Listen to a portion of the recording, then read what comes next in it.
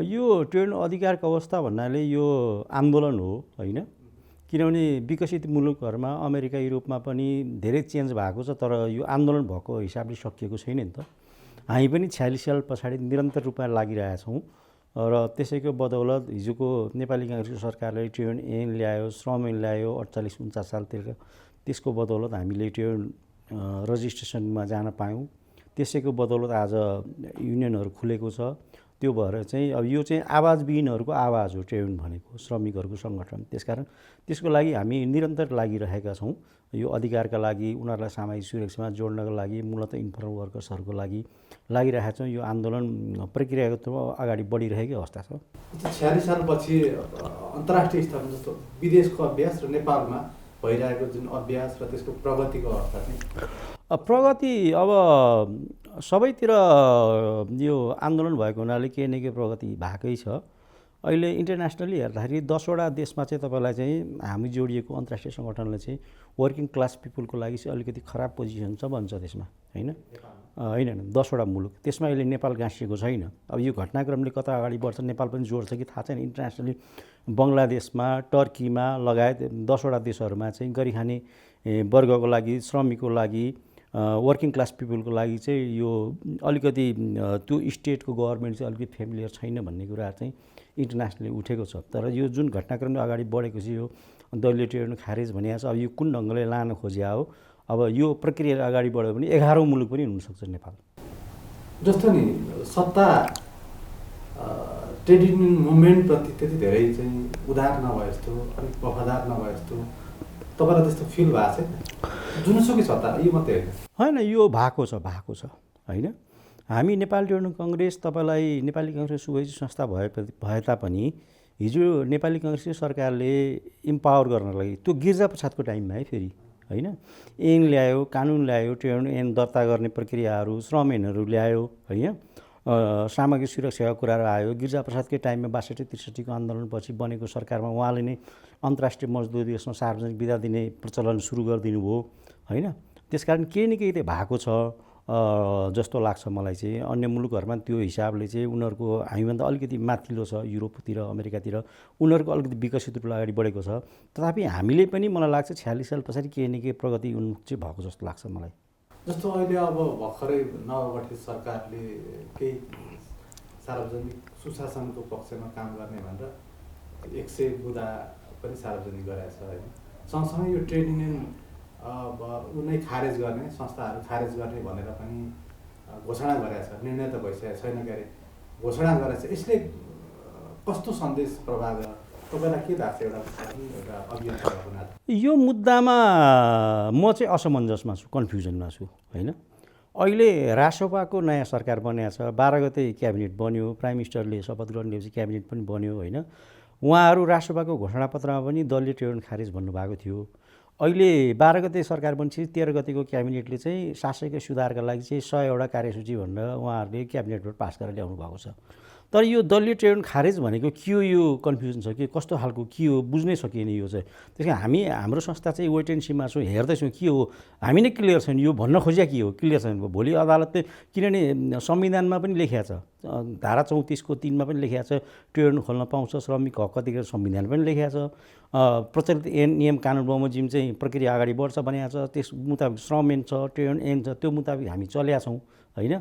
अब त्यो हिसाबले के भन्न खोजेको त्यो नै क्लियर भएन। भोलि अब कोर्टमा केस जान सक्ला, भोलि मानौँ त्यो जाँदाखेरि त्यो कोर्टले पनि व्याख्या गर्ला।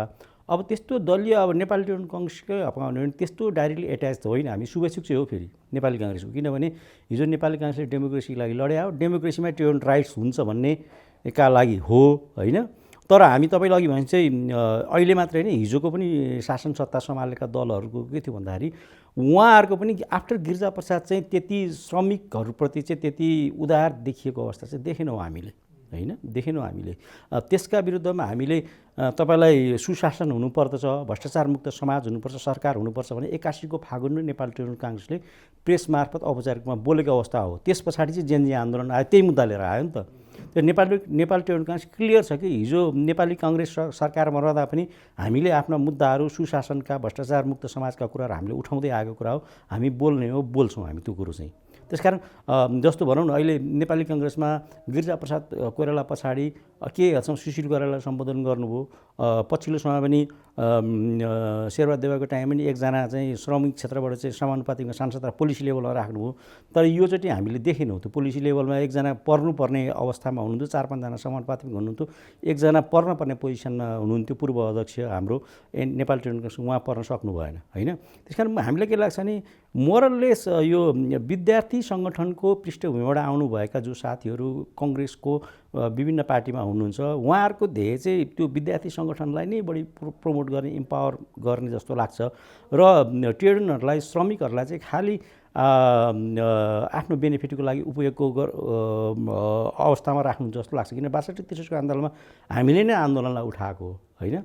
7 सालमा पनि 4 सालमा नेपाल ट्रेड युनियन काङ्ग्रेस स्थापना भयो, काङ्ग्रेसभन्दा अगाडि स्थापित संस्था हो।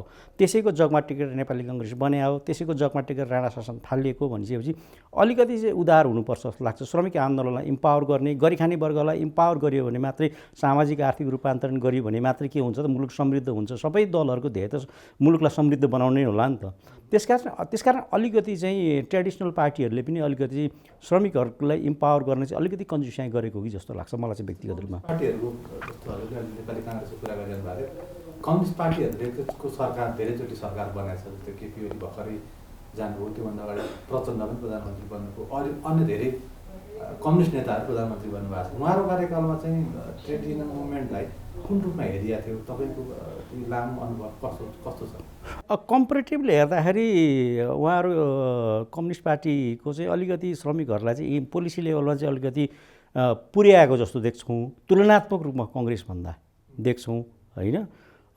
देख्छौँ र जति पनि ऐन कानुनहरू, मेजर ऐन कानुनहरू आएको छ नि श्रमिक पक्षलाई इम्पावर गर्ने खालको, त्यो चाहिँ हिजोको दिनमा नेपाली काङ्ग्रेसको सरकारले नै ल्याएको जस्तो लाग्छ मलाई चाहिँ तुलनात्मक रूपमा चाहिँ। त्यो चाहिँ फेरि जस्तो अहिले चाहिँ जुन बारेन सरकारले उठाइरहेको कुरा चाहिँ सरकारी जुन संस्थाहरू छन्, सरकारी निकायहरूमा चाहिँ अलिक बढी ट्रेड युनियन, दलीय ट्रेड युनियन हाबी भयो, त्यसले चाहिँ त्यहाँका वृत्ति विकासमा असर गर्यो, सरकारको काम कारबाहीमा असर गर्यो भन्ने उनीहरूको चाहिँ एनालाइसिस रहेछ।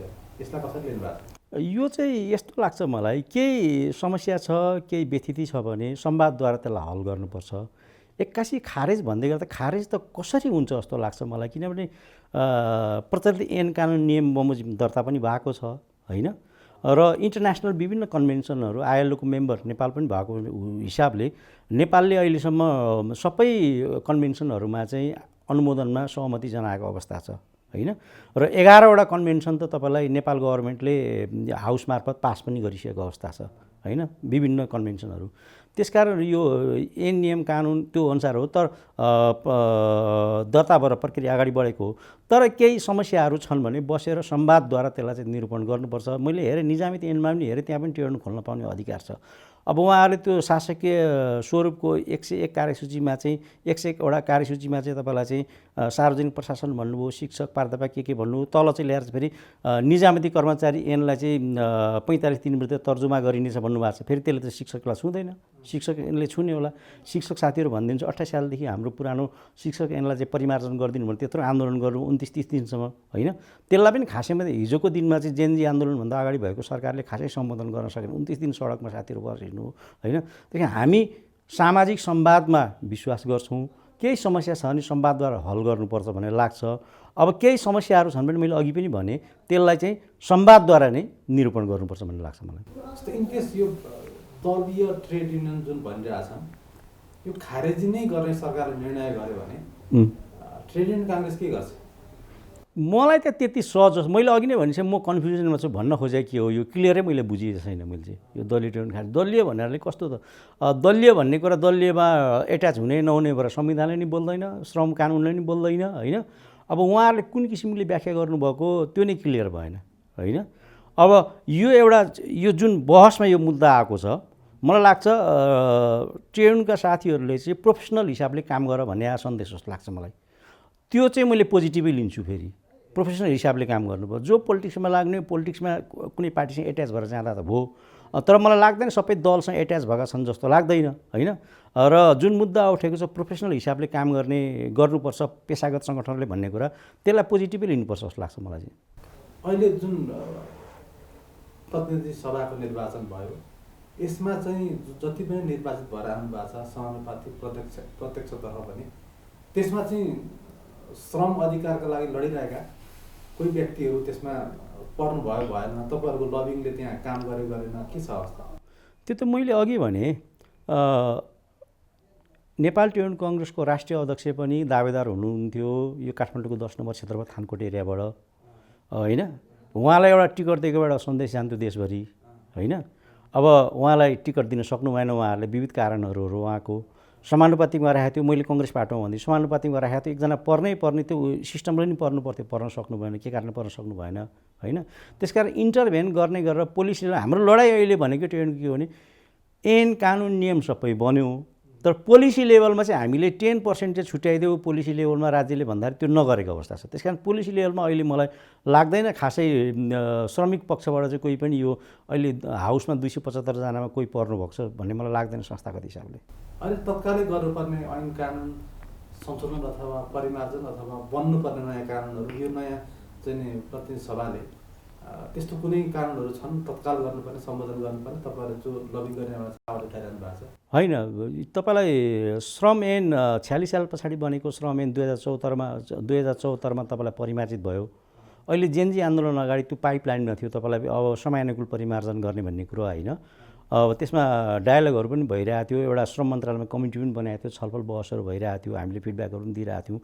अब समयानुकूल श्रम ऐनहरू पनि परिमार्जन गर्ने प्रक्रियामा छ, त्यसलाई त्यो प्रक्रियालाई अगाडि चाहिँ यो वर्तमान सरकारले बढाइदिएदेखि यो गरिखाने वर्गलाई, श्रमिक वर्गलाई इम्पावर हुन मद्दत पुग्थ्यो भन्ने लाग्छ मलाई।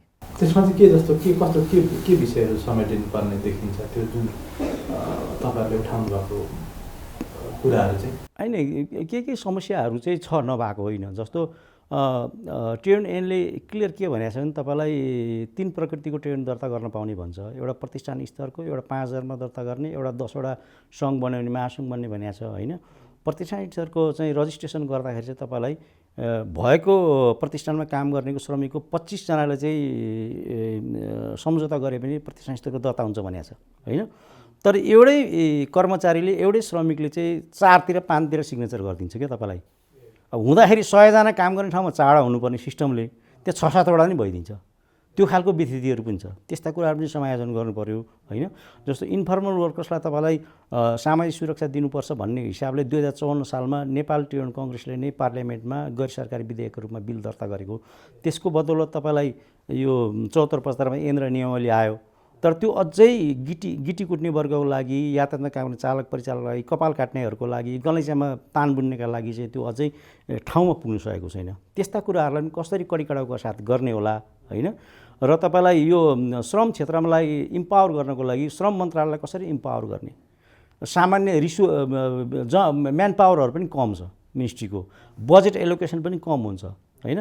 त्यसलाई पनि बढोत्तरी गर्नुपर्छ जस्तो लाग्छ मलाई, त्यो कुराहरू लाग्छ। त्यसमा सयबुद्धि कार्यसूचीमा अझै धेरै समस्याहरू त तपाईँलाई विदेशमा काम गर्ने श्रमिकहरूको छ, त्यसलाई उहाँहरूले 100वटा कार्यसूचीमा त्यो समेट्न सक्नु भएको छैन, होइन?